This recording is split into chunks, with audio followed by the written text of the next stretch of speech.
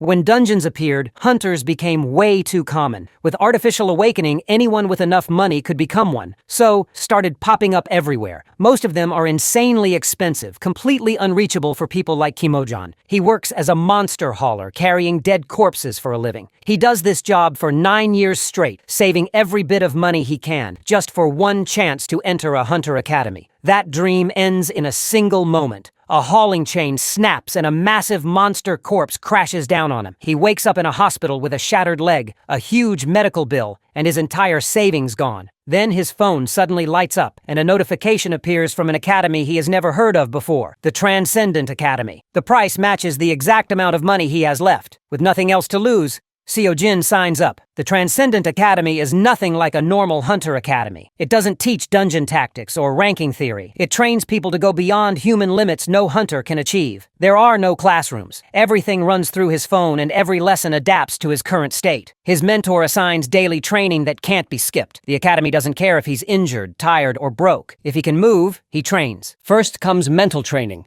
Meditation that forces his mind and body to stay calm. His body starts recovering faster than it should, which shocks his doctor. In just a few days, he's already healed and can go home and move on to physical training.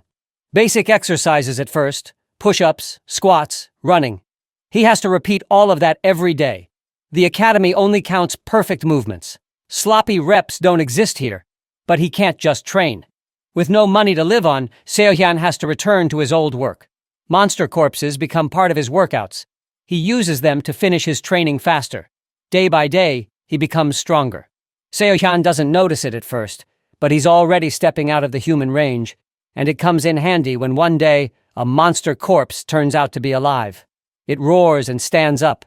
The gay-haired fella tells his friend to run away and save himself. Our guy realizes that his friend is going to die for sure as his heartbeat gets faster. A normal person could never defeat a monster, and even an awakened without magic wouldn't stand a chance, and a manticore is a 4-star threat. Even a pro hunter would struggle. Our awakened desperately thinks of any hunters around, and Seo-yun comes to his mind as she was here just a second ago. However, Kim has no time. His friend is going to die before that. Hence, he decides to save him as he believes it's now or never. Our guy grabs a metal rod and leaps towards the manticore full strength. He tries to attack it, but it dodges the attack, and Seo-hyun sees this as an opportunity to get Mankil out of there. The gay-haired fella insists on helping, but our man informs him that that's going to get both of them killed as he tells him to run. Our awakened knows that he has to do this alone, and decides to buy time until the pro hunters come. Amidst his fear, when he desperately thinks what to do, the course recalls in the back of his mind, reminding him that he's the universe watching a world, wondering where it comes from and what it is. It's Siddhartha's words which suddenly let Seo-jun's fearful, trembling mind go still. Then Kern's words come across his mind, telling him to let his senses be the judge, and he successfully dodges the manticore's attack. Our fellow lets his senses take over, and when he sees an opening for the attack, he wonders if he should attack, and if yes, then how. Shang is the next to guide him as he recalls his words about how to pluck a mountain is not simply about strength, but rather about force of spirit. Kim Seo-jin believes he can do it, or he has to do it, and smashes the rod with full resilience and complete trust that it's going to work. That's what it takes to move mountains. The strength to pluck a mountain technique. At that moment, Seo-yun rushes to the scene wondering what's this noise. Our dude is staggered as he realizes that it worked, and he just defeated a manticore. Meanwhile, the progress of Chiron's, Siddhartha's, and Xiang's courses increases by 10, 2.6, and 13%. Seo arrives at the scene only to witness the sight where our guy, not even a hunter, and that with a steel bar, kills the monster. Seo-jin, on the other hand, rushes past her towards Manhwa, concerned if he's all right. While the gray-haired dude is blown away as to how his friend managed to do that, our guy admits that he was worried and suggests he go to the hospital as he might be hurt. The supervisor tries to cover up the situation in front of the Sword Star's granddaughter and believes there was a little mistake, and all the workers are busy cheering our fellow up for his accomplishment. That's when Seo-yun realizes that she has finally found the right student. After the work, they all leave for their home, including Seo-jun, who reminds his friend to get checked out. Our dude glimpses at his course's progress that went way up, way more than through the lessons, and admits that experience really is the best teacher. The problem is he needs to be enrolled in a hunter academy to get the temporary license for dungeon raids, and the Transcendent Academy doesn't count. Thus, he wonders if he should just save money and go to a real academy. As he's busy thinking about it, Seo-yun calls him out, asking him if she could have a moment. Our dude suspiciously looks at her and recognizes her to be the hunter from earlier, wondering what she wants from him. Seo decides to be straightforward and asks him if he will meet her grandfather. To her surprise, Seo-jin almost immediately refuses, not interested. Utterly astonished, she tries to stop him while he just wants to get home and do his lessons. Seo Park has spent 31 years on this earth, and in those 31 years, no one has ever spoken to her like this.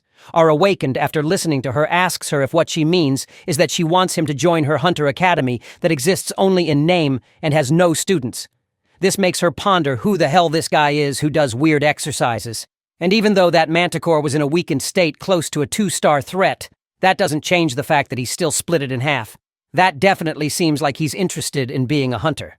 Seo claims that they have everything, including great faculties and whatnot, but is cut off when Seo-jan informs her that he doesn't need a hunter academy. Desperation grows in the B-rank hunter, who offers her grandfather the sword star teaching him. However, our dude passes this offer as well when even the pro hunters would kill for this chance. The desperate hunter is determined that she can't let it end like this, and proposes the written test, to which Kim states that he can do that on his own. She then offers him raids, believing that he will be missing out if he isn't registered. But our dude lets out that temporary certifications can only be issued by government-approved huntermies, while she reveals that she is government-approved and claims that she will set it up so that he can raid as soon as he joins. This finally seems to work as Seo-jan stops. And when she sees this, she declares to leave him alone if he doesn't need instructions. And the biggest clickbait, she claims to never ask him for any money at all. Our awakened believes if she rubs his back, he rubs hers and asks her what she wants in return. Seo proposes that until the Pro Hunter exam, he participates in all activities under her academy's name, and everywhere he goes, he tells people he's her student. Seo-jan finds the offer pretty good. It solves all his problems at once, and the benefits outweigh the costs, but he wonders why she's so interested in him. Park Seo-yeon admits that she sees potential in him, and for the first time, he smiles, thinking that they can use each other and benefit. They both shake hands and have a feeling they can help each other out.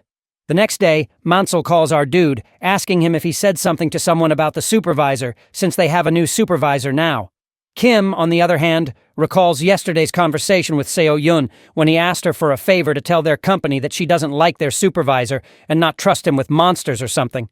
He didn't think they would fire him like that, but lies to his friend that he didn't do anything and suggests that he probably resigned in shame after that incident. Mankiel doesn't seem to believe that, but sees everybody happier. He asked him if he's on his way to the Hunter Academy while he has just reached there. Our dude finds Seo-yun already waiting for him with his temporary license, which she hands him. He was starting to worry, but seeing how she really did it, he's assured. He may not be a pro hunter yet, but this feels like the first real step. With that, he asks Park to tell him how to do the dungeon raid, while she decides to show him instead of telling him, and asks him to pick his weapon first. Turns out she already took the liberty of reserving a dungeon in advance. They arrive at the dungeon and enter it when our awakened asks her why she's following him, as he thought she said she will leave him alone. Seo confesses that he's her only student. She can't leave him unattended on his first dungeon raid. She tells him to consider it as one-on-one tutoring for elite students. Since it's his first raid, she believes it's just a precaution. Generally, this dungeon only has kobolds, but she suggests not to let his guard down. Kobolds are a 2-star threat. This is the perfect place for a novice to mess around and get some hands-on experience. And thankfully, like the Manticore, Seo-jan believes it's easy to pierce their shield magic. Normally, non-magical attacks are blocked by these translucent shields. But oddly enough, our dude's non-magic attacks are working. As he slashes the kobolds with his spear and sees his courses progress going up, it makes him feel delighted. Even though it's not as high as the Manticore, it's pretty damn good for just 2 kobolds. And best of all, he can make money doing dungeon raids. Meanwhile, Seo-yun looks at him astonished when he suggests that they speed it up. Kim Seo-jin feels this is just like grinding experience in a game. Seo-yun was aware that our awakened was kind of weird from the start, but ever since they got back from the dungeon raid, he's just been staring at a blank screen. In her POV, the screen is blank as she wonders how many hours he has been staring at that thing. And that's not the worst of it. Without proper training and on his first raid, our fella is killing kobolds like a 10-year-old veteran. He's hauling them himself to save on fees and doing those weird exercises again. She realizes that it won't be long until her grandfather notices she has a new student, and when he sees this, she doesn't know what will happen. It's past midnight when Seo-Jan starts throwing tantrums that he hasn't even done one lesson. This makes Seo-Yun reconsider her life choices as she wonders if she made the right choice. Meanwhile, our dude is on cloud 9 after seeing his bank balance that is 9,510.01 all in one day. Hauling and processing by himself actually paid off as he finds it all worth it. However, it did take him a lot of time and he couldn't even finish the lesson yesterday. Our dude decides to ask Manuel if he's interested in doing the work since he's trustworthy and he feels it would be nice to stay in touch. He believes his friend could even set up his own hauling company one day. Deciding to give him a call when he gets the chance, Seo-Jan wonders what he should do now that he finally has some cash. Crossing the zebra crossing, he contemplates if he should save it or put it to better use. Even though raiding and making money is all great, our guy is disappointed that the course progress rate isn't what he hoped. He supposes that there's got to be a faster way to get stronger, as strong as the Monkey King. Suddenly, realization hits him that he only got a glimpse of that course since he didn't have money before, and now that he has it, he decides to purchase it without a second thought. Clicking on the purchase, the fees of the course are revealed to be 27 billion won. This causes our poor fellow to have a mental breakdown in the middle of the road while the people passing by give him weird looks. After his sulking session, he decides to worry about that course later and decides to look for gear. Muttering to himself, he believes he might as well be equipped right if courses are a no-go. Upon finding and opening the Transcendent marketplace, it's revealed that training gear here is sold and made by successful graduates. Our pal is traumatized when he realizes that all they have is elixirs, the Shield of Aegis, and the Spear of Longus, which are all mythical items. Even if they are replicas, they're all mythical items, and that too for training. Seo-Jin isn't an expert, but even he can tell these items aren't run-of-the-mill. He figures that if they are graduates, that means they're transcendents. Thus, if they're casually selling transcendent crafted items from myth, he decides to just grab what he needs. Choosing the Spear of Longness, he clicks on the purchase while the karma is calculated for the appropriate price. Later, Seo-Jun is found doing push-ups aggressively as Seo-Yun asks him if something happened. Our fella continues to count as he concedes the fact that the price would be high. Even if it's a replica, it would be invaluable. He knew it would be expensive, but to be 100 million won, he's well aware that he can never have that much money. Our awakened sulks after realizing that it's always about money in the end. He can't even do a H100 red million for the spear. He wonders how he will ever get 27 billion for the Monkey King's course and size slumping. Sean calls him out asking him if he's okay and tells him about the academy tournament. Seo-Jan seems to have heard of them, but he doesn't know the details. It is revealed that it's a tournament of huntermies, where countless huntermies compete to see where they stand. The B-rank hunter hands him some papers and states that he can think of it as a way to rank them. She reveals that there are lots of competitions like this, and the academy tournaments generally fall into Division 4. If Seo-Jin does well in the tourney, he gets a chance to advance to higher divisions, and it raises the academy's profile and official recognition. The academy spare no expense to put forth their best prospects. Our dude contemplates if she's saying all this because she wants him to represent Dream Academy. She agrees while he computes that if he takes part in the academy tournament, his course progress might skyrocket. He sees this as another way to grind out experience. Hence, Seo-Jan agrees, and as he sees Seo looking surprised, he reminds her that was their deal anyway. He asks her what tournaments are like, and she reveals that the exact details aren't released ahead of time. But the scoring is a combination of dungeon raids and single combat among competitors. And now that our fellow thinks of it, he realizes that he's only battled with a manticore and some kobolds. He's never faced another student, but if he's going to compete, he wants to do it right and ponders where he can find a sparring partner. Just then, he looks behind and finds Park Sohn, asking her if she can spar with him. At last, she finally agrees to spar with him, while our fella sees this as a good opportunity since Seo-Yun is a B-class hunter. And furthermore, B-class trained under the famous Sword Star. Our dude has no idea where he stands, but he's actually been dying to know how strong she really is. Seo asks him if he's sure, reminding him that she's a B-class hunter. Seo-Han tells her to go easy on him, and she decides to hold back. Our guy rushes towards her, and as the B-class hunter thought, his moves are too obvious.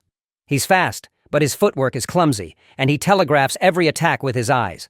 What Seun saw in the Cobalt dungeon was impressive for sure, but she believes a student is a student. She doesn't know what he's trying to do with these attacks, but she decides to end this. She counterattacks, but to her surprise, our awakened manages to block a magical strike, even though his weapon should have flown out of his hands. Her sword should be at his neck, and this should be over.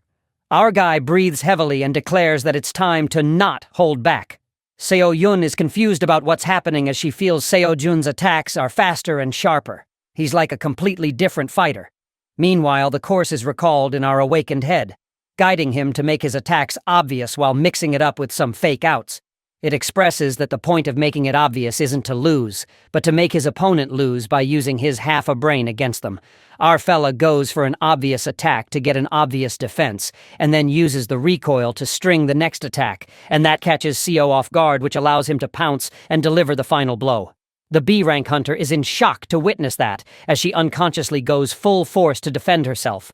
She wonders what the hell that was, and panics after seeing our guy smashed against a wall, spewing blood. Seo-jun assures that he's okay, and laughs as he realizes that he's lost. Seo wonders if he actually thought he was going to win in a fight between a B-class pro and a mere student. Meanwhile, our dude acknowledges the fact that pros are pros for a reason. For him, it definitely wasn't like fighting monsters, as he feels that he has a long way to go. Just then, he's notified about the course progress being increased, just as he had hoped. This makes him understand that it really is about gaining experience. He wonders if they're free until the tournament and asks Seo-yun if they can keep sparring in between dungeon raids. Our dude believes sparring with her was really helpful for him. While she ponders that she almost hurt him, yet he still wants more. He may be weird, but she now knows that he's eager to learn, so it's fine by her. And on top of that, she promised to do all she could. Thus, Seo-yun agrees and announces that the prize money is all his too if he wins. Seo-jin is flabbergasted to find out about the prize money. And when she mentions the prize money to be exactly 100 million won or so, our chap jolts up.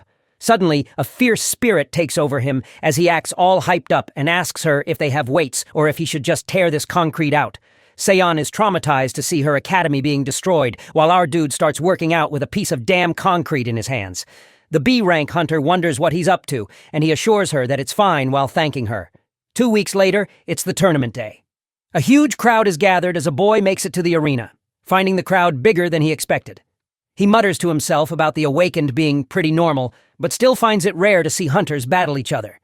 He bets there are scouts here from guilds, mercenaries, and government agencies, while the people judge him, finding his character to be that of a classic exposition, as they wonder if he's just going to stand there monologuing. The boy makes it to the contestant room after asking for directions and feels intimidated by seeing so many people, wondering if he has to walk through them. He glimpses at the weapons of other contestants being all fancy and their bodies huge and confident. He's busy noticing everyone, realizing that they're the best of each academy when his eyes spot Kim Seo-jin, who has a dinky weapon, using a jacket for a strap, and is busy watching his phone.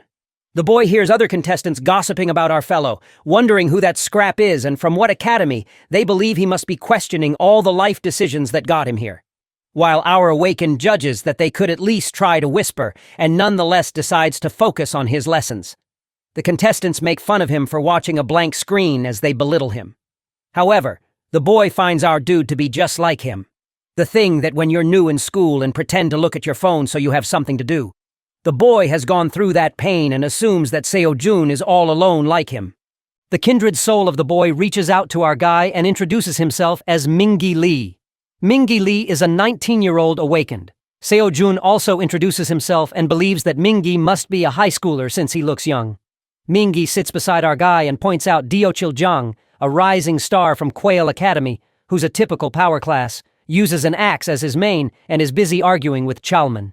The hyper-focused Mingi moves on to Chelman Lee from Mint Academy, who has a unique twin-dagger fighting style. While Seo-jin squints his eyes as he didn't ask for the information, and realizes that he must be an exposition character. Our guy admits that he sure knows a lot about these people, and Lee reveals that he does do a fair amount of research.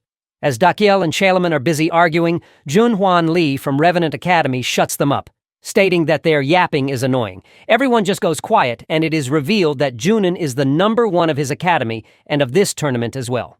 Turns out he's the winner. And even though he wasn't going to compete because it was beneath him, Mingi guessed something must have happened. With that, he asks Seojan if he's heard of Swordstar and reveals that there's a rumor that his granddaughter tried to recruit him. Our dude is blown away to hear that while Mingi continues that Junhwan turned her down, the Swordstar's granddaughter, and our guy can very well imagine that.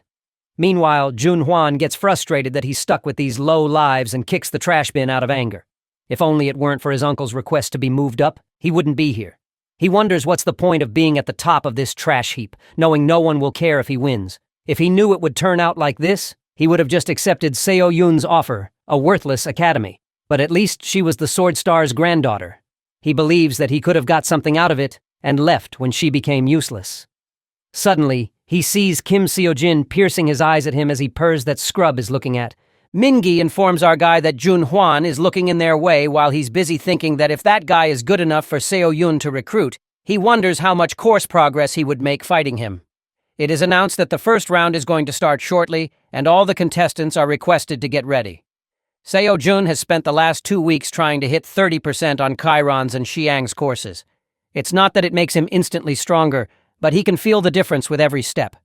The others might be more experienced than him, but he's been closing the gap. He's confident he can take any monster and any opponent. The first round is revealed to be a dungeon maze, which blows all our dudes' enthusiasm away. Round 1 of the tournament begins with the crowd all hyped up about it. A guy bumps into Seo Yun, who has disguised herself with a cap, yet the guy still finds her familiar. It is revealed that the first round is a dungeon maze where attacking other players is forbidden, and the only goal is to escape. It's basically a test to see how they find their way around. And the audience believes that it's not that simple, even out of official league competition. Defeating monsters probably drops hints or items to help escape. Hence, it's a classic test of dungeon raiding skills. They find everyone looking pretty high level out there, but seeing Junhwan, they're mind blown. One guy remarks that he's not a student, but on a whole other level, while the other doesn't know who that guy is. They are certain that Junhwan is going to win the whole thing. Seo Yun is busy wondering why he's here when the guy turns around, and she quickly turns her head in the other direction while blocking her face with her hands. She's aware that if she gets recognized, she won't be able to observe quietly. She hopes Seojin is okay while he's busy jabbing the wall with his spear, only to realize that he can't go through the walls. Our fellow guesses that there's nothing to do but just solve the maze and slides his arm on the wall as he walks forth. If he had known this was going to happen, he would have looked for a thesis lesson, as he bets there must have been some maze-solving tips. Theseus, mythological hero who killed the Minotaur and escaped from the labyrinth. He's walking when he meets a fork in the road and recalls everyone saying that he will eventually find an exit if he keeps one hand on a maze wall. Seojin decides to go left when he senses a strange feeling that tells him to go the other way. Our awakened contemplates if this is the sixth sense Chiron mentioned, instinct. He nervously steps in that direction, hoping that the instinct knows what it's doing. He finds it weird, but is distracted when an announcement is made about Soman Cho from Scar Academy being eliminated. Our fellow wonders why he hasn't fought any monsters, when according to the announcements, everyone's battling monsters. Suddenly, realization hits him as he moles if instinct is protecting him from monsters too. He wonders if he gets 100% progress in metamorphosis. Will he be able to predict the future, or see the enemy approaching before they move? Seojan feels thrilled just even thinking about it. When Mingi Lee calls him out, warning him to be more careful since the monsters could be anywhere. All the excitement in our guy is gone after he sees Mingi, wondering where he'd come from. Mingi mentions him moving with so much certainty, anxious if he knows something he doesn't. Our awakened reveals that he's just going with instinct, and this leaves the mediocre hunter astonished to find him wandering without a plan. Knowing that it's dangerous, he declares that he has a good method and demonstrates that if our guy keeps one hand on a wall and follows it all the way, he can get out of any maze. Seojun, already aware of that, argues that it's going to take too long as he proclaims to keep doing his own thing. Mingi tries to look out for him by telling him that he's going to get lost, and Kim implies that there's no need for him to follow him, and that makes him question why he is even following him in the first place. The Norm Hunter reveals that it's because he thinks they're the same as he's on his own, and saw him on his own too. Realization hits Seojan as he now gets the reason why he came up to him earlier. Meanwhile, Mingi believes it would be smarter for the weak to stick together. Our dude is in disbelief to hear himself being called weak, and guesses that he doesn't look like much. Lee decides to show him something that keeps him motivated in hard times, and it turns out to be a picture of his cute sister. Our Awakened agrees with him and tries to leave, but the clingy dude grabs his feet and suggests that they go together. Even after refusing, Kim finds him to be so persistent and guesses that it's scary at his age, even as an Awakened. Mingi warns him that it's dangerous. While our dude is in a war within himself, contemplating whether he should take him or not, Seojan asks him why he's here alone when he has a sister and a family, and Lee lets him know that his family died, and now it's just him and his sister. This reminds our lad of his younger self as he goes silent while the mediocre hunter regrets sharing that as he assumes that he made him uncomfortable. He tries to assure Kim that they're fine, and it was a long time ago. When Seojan admits that he's right, they're the same.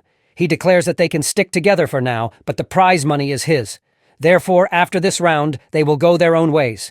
Mingi keeps asking him questions, being doubtful, while our guy reminds him that his job is to keep up.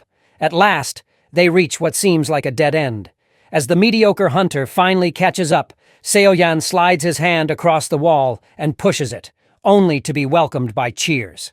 It's announced that the first contestant has escaped the maze and a new record has been made.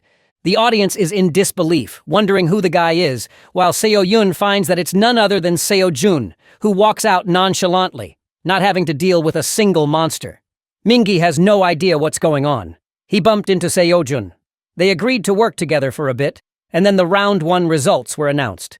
With our Awakened being ranked first, Mingi at second, Junhwan at third, and so on. Chaos spreads among the people as they witness the first place completing the maze in 27 minutes. They murmur if that is even possible, wondering what academy the guy is from, etc. What's more surprising is the fact that Junhwan Lee was a shoo-in for first, and to not even come in second is insane. Junhwan approaches Seojan hovering above him as he just glares at him, while our fellow recognizes the red-haired dude, wondering what he wants from him and what's with that look. As Kim is about to say something, Junhwan cuts him off, not knowing what he was thinking, and declares that our guy just got lucky. People laugh and insult Seojan, wishing that they had that kind of luck. Our dude decides to get back to his lessons, ignoring what people say about him. Later, it is revealed that Kim is up against the ace giant from Quail Academy, Deokil Jang, who is announced to respond with a brick wall in the face of fancy technique. Deokil believes that his opponent got lucky and guesses that his luck's run out now that he's up against him. The match begins, and as they're announced to fight, Deokil springs towards Seo-jun as he claims to show him where he can stuff his luck while Kim smirks at him, ready to fight. Meanwhile, Mingi in the waiting room wonders if his friend will be okay, but seeing his opponent, he guesses he should be concerned about himself. His opponent turns out to be John Hwan, and that fact makes his body tremble. He recalls the words that he hasn't fought yet, and he's planning to lose or forfeit or give it your all. Who knows what could happen? Lee clenches his fists as he realizes that it's not just Junan, but even Dio and Chalman too, who are all from famous Mies.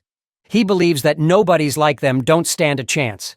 And as he contemplates if it's too late to forfeit, he witnesses the unbelievable. It is announced that they already have a winner of the tournament that just started, and that is Kim Seojan from Dream Academy. In the waiting room, we see Junhwan and Mingi, who shuffles in his seat and snaps up as he proclaims that he's ready, while the red-haired dude grits his teeth out of anger. In a black flash, we see the referee, who comes and announces the details of the second round. It's revealed to be a one-on-one tournament, and since this is a Division 4 competition, no magic weapons are allowed, but magical strength boosts are permitted. While the referees are authorized to stop the fight should any competitor be unable to continue, Seojan calculates that there are going to be 16 matches since 32 people made it past round 1. As he's wondering how the brackets will turn out, a player calls out the referee and claims to forfeit, leaving him stunned. Meanwhile, Sean takes a sigh of relief as she almost got noticed when she called our fella out earlier. She was so shocked that she forgot herself because who thought he would come in first? Thus, the B-rank hunter decides to go back when it settles down. When she overhears the conversation at the betting window, they thought 32 people made it to round 2 as they question how they are already at the semifinals. It is revealed that everyone else forfeited. The bald dude believes it's no use since Junhwan Lee is going to win, wondering who'd be stupid enough to bet on anyone else. When a guy shows up with a suitcase and declares to bet 1 billion won on Kimojan, everyone there is left in utter shock, pondering if this dude is serious. They try to explain to him that our fella got lucky and that he's from some nobody school called Dream Academy. Seowon sees the guy as she wonders who he is. On the other hand, in the waiting room, we see players forfeiting while Mingi whispers that it's actually pretty common in Division 4, since the students from the Bigmies always dominate. There are even rumors that Junhwan doesn't hold back, contest or not. Mingi thinks it's just a Division 4 tourney, not worth getting seriously hurt over. With so many strong guys here, he believes they will probably end up as speed bumps for the big academy wins. This forfeiting is a better option.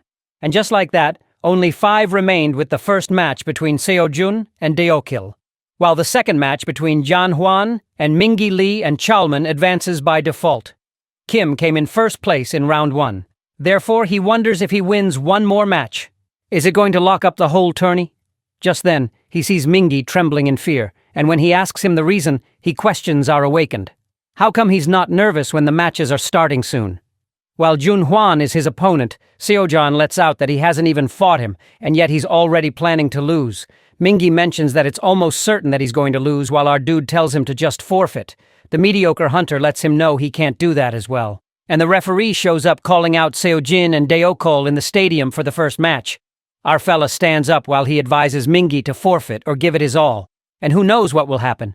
Lee grabs him, asking him if he's not worried, and Kim reveals that he's just wondering how many experience points he will get out of this. The host announces the second round of the 63rd Academy Tournament and introduces the contenders, the new Dungeon Maze record holder, and the mysterious newcomer, Kim Seojin. Our dude feels that they're really hyping this up. Dokyol aggressively leaps towards Seojan, landing a powerful attack, but they're easily dodged by our guy. The host declares that it looks like it wasn't just luck that got him here. Deokil is baffled as to what's with this guy when he's killing himself here trying to land an attack and nothing is working. The furious guy pulls out his magic-infused axe and challenges him to see if he can dodge that. To his surprise, our awakened makes his axe go flying away by using his spear. Deokil trembles and flops on the ground. The host believes that the unbelievable has happened as they already have a winner of the match. The bulky fella is in disbelief that he was overpowered by Seojun and lost. While the winner is announced to be Kim Seojun of the Dream Academy, our dude is disappointed after seeing the course's progress, wondering if that's all he gets. The whole point of this for him was to make rapid course progress, and with all the forfeits, he only gets 2 matches. While the remaining days for the free pass of the courses keep ticking down, our guy realizes that he won't have enough money to buy weapons and recharge his pass, and now the only choice he has is to win the prize money. Mingi's voice breaks his trance, who's all excited about him being that strong and all. Seojan informs him that he never said he was weak to begin with. And that's when the referee comes in and asks the contestants, Junhwan and Mingi Lee, to move forward for match 2. The arrogant dude bumps into the mediocre fella as he walks out.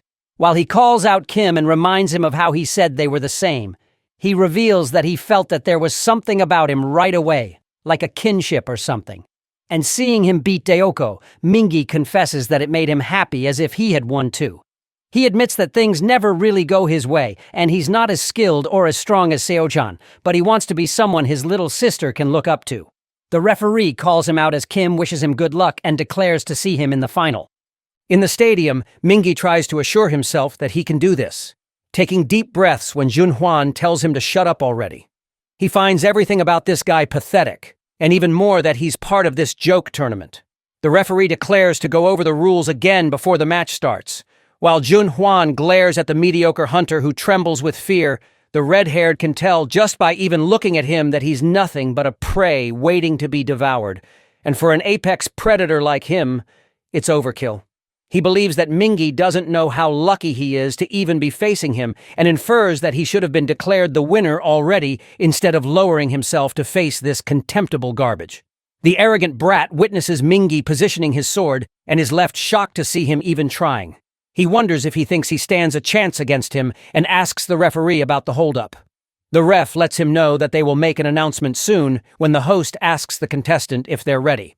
The match begins with Yanhwan relentlessly leaping onto Mingi like a wild predator while he tries to keep up with his attacks. Junhwan intensely hits the mediocre fellow with the back of his sword as he spats that insects like him should know their place. Mingi falls to his knees as he coughs out blood and wonders if it's over. Realization hits him that he's no match for him at all, let alone thinking about winning or losing. He wanted to become someone his sister can be proud of, but he isn't good enough.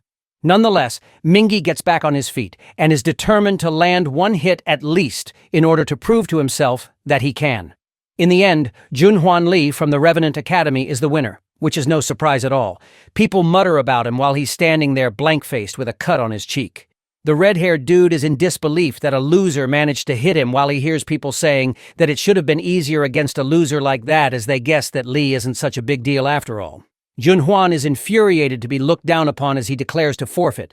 That being said, he hits Mingi and lets out that it's an insult to be here at this tournament of gutter trash and in this division of goddamn failures. The referee tries to stop him and warns him that the match is over. Hence, if he doesn't stop, he will be disqualified. Junhwan reminds him that he's forfeited already and wonders if he's the only one disgusted by these cockroaches cosplaying as hunters.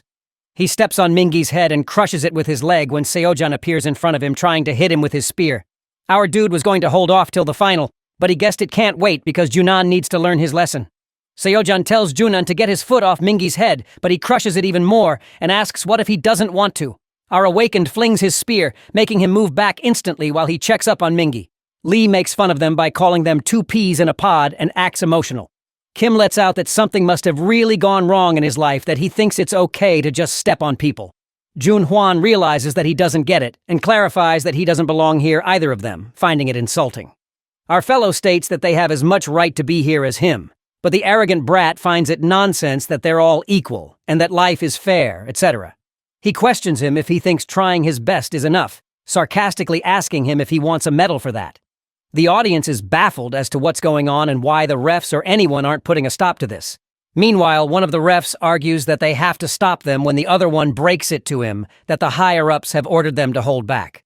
Seo seems to be concerned for Seohan, while Junhwan laughs as he asks him if he really doesn't know how the world works. He states that if he's walking and Kim gets in his way, he gets crushed and that's the natural order. He believes that's what happens to insects. And this leaves our awakened shook, as he used to think the same thing. 9 long years preparing to be a pro hunter, just hitting wall after wall. No money, nothing. No matter how hard Seojan tried, his best efforts barely kept his head above water. He got nowhere. To him, nothing's more pathetic than clinging to impossible dreams. Countless times he told himself to give up while he still could, wondering whether he would ever make it. He was delusional because it's terrifying to face reality. And yet, he was told this. Seoyan doesn't give a damn where Junhwan thinks his place is and pounces towards him. The ref tries to butt in, but it's too late. While the red-haired dudes sigh as he assumes that he's really lost it, an intense fight takes place between them, and Kim realizes that he's strong and now understands why they were talking him up. He never once doubted he was going to beat Dekil, but now he's in doubt. Our awakened shrugs the negative thoughts off, knowing he can't think like that and waste time worrying. Thus, he decides to go with the flow and follow instinct. As a result, Seojun manages to hit Junan with his spear, while the ref tries to stop them. The arrogant bastard knows he's the predator. They reign supreme over any prey, but seeing Seojin's eyes piercing through him, he scoffs. He wonders how this weakling can have the eyes of a predator, but then guesses that anyone can mimic a look. Our fellow manages to block Junwan's attack, and it seems that he's getting better the more they fight. The red-haired dude wonders if he's imagining it, or if he's really getting better, like wrestling a cub as it turns into a lion. The last straw for Lee is the fact that Seojan fended him off, hence he furiously pulls out the aura sword. Seeing the aura sword, our guy is aware that he won't be able to stop this, not without magic. The refs strictly warn John Juan to stop as people rush towards them, while Seojan knows that he has to dodge this with all he's got. Even though his brain is telling him to dodge, he doesn't want to. Like dodging this would throw away everything he's worked for. At that moment, our awakened hears Shang Yu's words in the back of his mind. Shi said that one of his students asked him why he entered the enemy camp alone if the fight was already lost. That was right. It was over, and there was no way out. That was the first time you felt real fear knowing that he would be defeated. And yet he fought on just because he had to. He advised his students to attack with everything they have, even if all is lost. He believed that they could have the strength to move mountains, but without this, they would lose. At last, he declared a delusional fighting spirit is what it takes, the strength to pluck a mountain. Seojin realizes that Shang fought and lost and fought again, and that's why he became the conqueror. Lee and Kim pounce at each other with full strength, and the impact makes the stadium go blinded by the dust. Everyone is left shook, wondering what just happened. When the dust is gone, an exhausted Seo Jin is revealed along with an unconscious Jun Hwan who plops to the ground. The stadium is filled with claps and cheers from the audience who chant Seo Jin's name. Seo can't seem to believe what she's witnessing. As she remembers 2 weeks ago, our dude could barely handle the magic sword attack, and now he can withstand an aura sword. She's baffled as to how he got this strong when she spots the guy from the betting window who bet on Seohan. The guy trembles with utter shock as he can't believe his eyes. Seohan wonders what's with him and admits that she herself is surprised, but he's completely shaken like some fundamental belief has been shattered. Suddenly she remembers that he bet on our guy to win, and when she looks back again, the guy is nowhere to be found. Later we see Kim trudging exhaustingly across the pavement. As he sigh, remembering that he was disqualified, the manager told him that Junwan Lee's behavior was also out of line, but he had forfeited. While our dude interfered in the match, ignoring multiple warnings from the referee and was in complete violation of the rules. Seo Jin admits that he's not wrong and it's fine with him, but he's curious about what will happen to John Hwan. The manager reveals that he's definitely disqualified too. Since the use of an aura sword can only mean he had deadly intent, it's possible that he may avoid prosecution, but he will be banned from the Pro Hunter examination for 5 years. In the end, Chowman Lee became the winner by default. Mingi came in second, and Deokal ended up third. Our dude notes that at least his course progress went up, especially from fighting Jun Hwan. He finds it a huge gain. And now he's finally over 50% in Shang's course.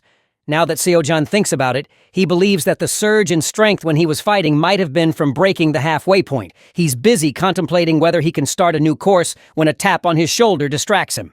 Turns out it's Sean who's worried if he's all right or hurt. Our fella carelessly stretches as he informs her that he's pretty tough, and the B-rank hunter is relieved to know that. Seoyan apologizes to her that he couldn't win because he intervened, but she assures him that it's fine and there's no need for him to apologize. In fact, she asks him if he's okay since he was really looking forward to that prize money. At that moment, realization hits our guy as he throws a tantrum about it. He's having an emotional breakdown thinking about Longinus's spear and how he still has to renew the courses. Seon is curious about what he planned on doing with the money, and Kim lets her know that there was a weapon he had his eye on. Our awakened pulls himself together, thinking it's fine because even though he's disappointed, he would have regretted it more if he hadn't intervened. He believes the money will work out itself. Suddenly, Mingi shows up calling Seojan out as he tries to reach him and asks him if he's leaving. The B-rank hunter ducks her hat trying to hide her identity, while Mingi gathers the courage and declares that he hopes he can be like our dude someday. Kim is left speechless for a moment, but then lets out that it could be tough, leaving both of them surprised. Seojun is aware that Mingi just doesn't have what it takes to be a pro hunter in this day and age. He does believe nothing is impossible if we try hard enough, but reality tends to get in the way of dreams. Our guy mentions that there's plenty of other things he could get good at as he's still young and encourages him not to get discouraged. The mediocre fella guesses he's right and clarifies that he didn't mean to kill the mood and just wanted to say bye after sensing the air tense. Mingi thanks Seojan for everything, and as he turns around to leave, our guy instructs him not to listen to anyone's advice about what he can or can't do, including his own. He tells him that he lacks skill, and that's a fact, and people will tell him he can't do it. It won't happen. But Kim reminds him that it's his life to live, not someone else's, and if he wants to do it, he should do it. And that's it. Mingi turns around a crying mess as he sobs. Seo Yun, after he leaves, confesses that our guy is full of surprises and thinks that he's made a new fan. However, our awakened reminds her that what they need are more students, not fans, as he regrets not telling Mingi about Dream Academy. Seoan, on the other hand, gleams as she realizes that he said we and offers to buy Seojan a weapon for his troubles, leaving him in disbelief. She tells him to think of it as a scholarship and reveals that she knows a good place through her grandfather. Our fellow agrees and warns her that he has expensive taste. Meanwhile, a guy stomps inside asking if the master is inside. It is told to him that he's not to be interrupted during meditation, but the guy reveals it's urgent and steps inside regardless of everyone trying to stop him.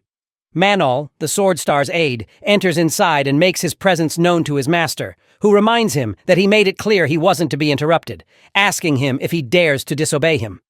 The master's aura is so incredible that Manchil can't even move. As he informs him that it's about Seo Yun, he reveals that she took part in the academy tournament and they're still finding details about it. However, it's clear that she's got a new student, and Manchel assures he can deal with it. But the master refuses, and declares to see for himself who this student is. The master turns out to be the sword star Minchel Park. We see Jun, who's almost done with his daily assignment, when Seo Yun walks in on him. She glares at him while his back faces her, and as our guy turns around, he sees her, and lets out that it kind of feels like she's burning a hole in the back of his head. Sean wonders what gave him that idea, and mentions how he was so excited about getting a new weapon and so picky at the workshop and decided to get nothing in the end. Our fellow claims that he didn't want to put her out, but that's kind of hard for the B-rank hunter to digest because that surely doesn't sound like him. Seo John realizes that she knows him too well, while the reason why he didn't pick any weapon is just that he can't get those transcendent weapons out of his head. He curses the karma calculation when he remembers that he decided to ask Seo Yun for cash instead and save up for Longinus's spear, but the price went up again. It looks like the karma calculation changes every time he tries to use a shortcut. Meanwhile, Seo Yun apologizes that she tried to do something for him and declares never to make that mistake again. Seeing him sulking, she asks him what form of magic he is using. Our Awakened seems to be clueless about it when she tells him that to use magic, he has to learn magic forms. Seeing him do dungeon raids, it's clear to her that he knows how, and the tournament wasn't novice stuff either. But she states that he's never used it in front of her. Seo Jin realizes that he still hasn't learned any magic. Magic forms are the collected techniques of how to use magic. Everyone has their own methods, ranging from rudimentary to advanced. Every Hunter Academy teaches their own patented magic forms. Our dude remembers that one of the reasons why he was saving up to go to a famous academy was this. He asks Seo Yun if she teaches Sword Star magic here, but she refuses almost immediately, declaring that it's expressly forbidden. Seo Jun guesses if that were the case, there'd be a line out the door here. Nonetheless, the B-rank hunter offers to teach him the magic form she's created. Our fella is shocked to find that out, while Seo Yun mentions that she's always been interested in teaching methods, wondering why he sounds so surprised. Kim stutters as he confesses that's cool, but deep down he knows it's probably not at the Sword Stars level. Even so, he's mindful that magic forms are essential for hunters, and fighting Jun Huan made it clear to him how big a disadvantage not knowing magic is. Our dude contemplates if he should sign up for a magic course now, as he makes calculations if he can handle the load. Seojan has a furrowed expression on her face, while she wonders if it's that surprising she'd have her own methods. In the end, she gets an idea that he is not interested and decides to leave him alone to train. Seoyan asks her where she's going, and she lets him know that she's got a lot to do, but our fellow knows her well enough to know she's not busy as he makes fun of her. The B-rank hunter gets pissed off and instructs him to just lock up after she's not around. Our Awakened assures her not to worry and gets back to thinking what course he should take after she leaves. Meanwhile, Seo Yun stomps out of the academy embarrassed as she really has nothing to do. Seo Jun ends up choosing Instructor Merlin's course about magic, where he reveals that there are strict rules of cause and effect that control the world, and yet there exist methods to flip and twist those rules, and that is magic. Our fella nods as he tries to understand what Merlin is saying, but he's so lost, finding it almost as bad as Siddhartha's course, when Merlin stops explaining and encourages students to try it themselves. Suddenly, a notification of a daily assignment pops up as Seo Jin decides to give it a try. He feels like it should be doable because of Chiron's lessons. Our guy senses the magic, but is clueless as to how he should shape it. Wondering if he's approaching this wrong, he recalls Merlin's words about magic being about connecting the real world to the one in his imagination. The instructor tells him what he sees in his mind's eye. He has to pull it out into the world and impose his will onto reality itself. It is the awesome power of something that comes from nothing. The manifestation of magic itself, the aura. Seojan sees a magic sphere appearing as he realizes this is it. Even though the size of it is so tiny, he wonders if that counts, but Merlin refuses. Our dude is sure he will get better at it when he hears someone calling him out. Turns out it's the Sword Star, who at first is not familiar to Kim, but then he realizes who it is. The Sword Star came to see this so-called student of Seo and finds him casually standing there with what is clearly a magic sphere. He thinks he may look foolish, but a normal student could never do something so remarkable. And from his experience, someone like our guy would only come to the Dream Academy for one reason, and that is to take advantage of his granddaughter. Mitchell questions Seojan what he's doing here while he snaps and lets out that it's a pleasure to meet him. As he introduces himself, our Awakened never thought that the Sword Star would suddenly show up and finds it an honor to meet him as he bows out of respect. He asks Makil if he's here to see Seo-yun and breaks it to him that he's missed her. The old man is in disbelief to see the young man in front of him calling his teacher by her name. He wonders how he is resisting the force he's exuding, as no one but an S-class hunter could withstand it. Our fellow can't feel any force, making him ponder if the unwavering mind training is working. Makil warns him to tell the truth about why he's here, because with the skill he has, he can go anywhere. So why come to his granddaughter? The old man stomps towards him, demanding truth, while Seo-yan tries to justify himself, blurting out that he seems to have a wrong idea about this. But Park is not ready to listen to anything as he claims to squeeze the truth out of him and slashes his sword with tremendous strength. Seo-jin tumbles away to save his life, shocked and confused. Meanwhile, Seo-yun gets to know her grandfather has stepped out as she came to meet him. She questions when he will be back, but it seems no one knows except Mr. Seo, as he didn't mention.